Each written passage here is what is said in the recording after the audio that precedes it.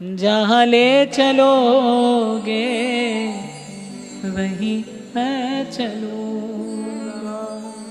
कभी कभी कोई लिख कर भेजता है ना कि भाई बड़ी प्रतिकूल परिस्थिति है, कैसे भजन करें। एक बात आप सभी स्मरण रखना कि प्रतिकूलता तो प्रत्येक के जीवन में किसी ना किसी रूप में है ही।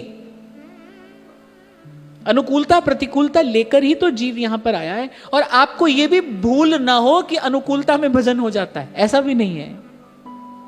बिल्कुल ऐसा नहीं है कि सब अनुकूल हो जाए तो भजन हो जाएगा, और बिल्कुल ऐसा भी नहीं है कि सब प्रतिकूल हो जाए तो नहीं होगा।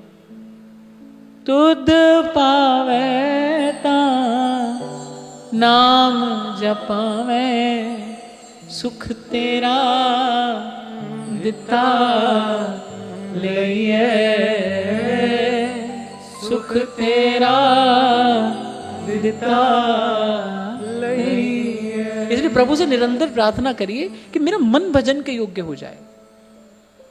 इसीलिए बार बार आपको कहता हूं कि हमसे सुखी होने की युक्ति मत पूछो। सुख दुख दोनों से ही पीछा छुड़ाना है भाई। ये दोनों ही भगवत मिलन में बाधा है।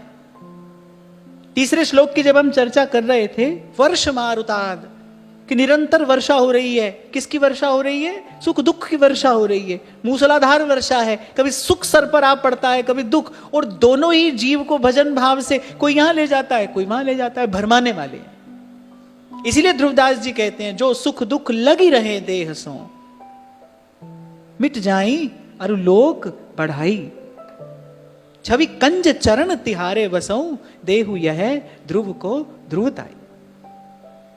भजन अखंड हो जाए, आपकी याद अखंड बनी रहे, आपकी स्मृति निरंतर होती रहे। तभी आपको कहता हूं श्री जी के सन्मुख होना है, फिर एक ही बात कहनी है, अब प्रभु कृपा करहु इहि भांति, सब तज भजन करूं दिन राति। सब तज अर्थात दुख का भय और सुख का लोभ ये छोड़कर भजन करें। तभी सेवक जी कह रहे हैं, स्वर्ग ना इच्छें और नरक ना डरें। ऐसी स्थिति हो जाए, फिर कह रहे हैं, धरें धर्म हरि वंश को।